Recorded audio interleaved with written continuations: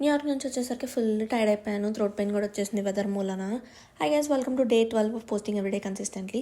So bank payment చేయాల్సిన పని ఉంది. సో అందుకే కప్పు పట్టుకొని అట్లనే వెళ్ళిపోయాను లేట్ చేయకుండా.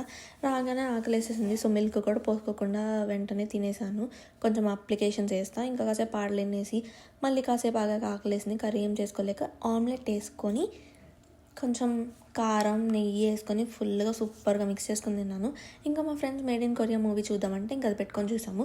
మూవీ అయితే చాలా బాగా అనిపించింది. కానీ కొరియన్ తెలియని వాళ్ళకి సబ్ టైటిల్స్ కావాలి. నేనంటే కొరియన్ డ్రామాస్ చూస్తాను కాబట్టి నాకు అలవాటు అయిపోయింది. చాలా బాగుంది మూవీ. అండ్ కాసేపు ఆగాక నా ఫ్రెండ్ ఎప్పుడు వెస్టర్న్ లైబ్రరీ చూడలేదు అని అంటే ఇంక ఇద్దరం కలిసి అలా కాసేపు వెళ్ళామన్నమాట. వెదర్ ఎలా ఉంటుందో అసలు గెస్ట్ చేయలేకపోతున్నాం. ఇంక ఇది మా ఇంటి దగ్గర కాలేజ్ దగ్గర ఉన్న మెక్డీ అనమాట. సో ఇంకా వెళ్ళి కొంచెం శాండ్విచ్ అయితే ఇంక ఇద్దరం ఐస్ క్రీమ్ తీసుకున్నాం. వెదర్కి సిచ్యువేషన్కి సంబంధమే లేకుండా ఇంక ఇంటికి వచ్చాక కాసేపు చిల్ అయ్యి ఇంకా కర్రీ కుక్ చేయడం స్టార్ట్ చేశాను.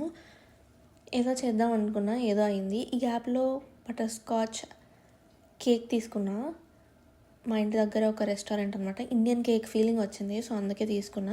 ఈ ఫ్లేవర్ అంత బాగాలేదు కానీ but chocolate and black forest అయితే చాలా సూపర్ ఉంది. ఇంకా కర్రీ అయిపోయింది. నేను ఈ గ్యాప్లో ఫ్రెష్ అయిపోయి వచ్చేసాను అనమాట. ఇంకా అలా రైస్ పెట్టుకొని తినేసి పడుకున్నా. Bye guys, see you again.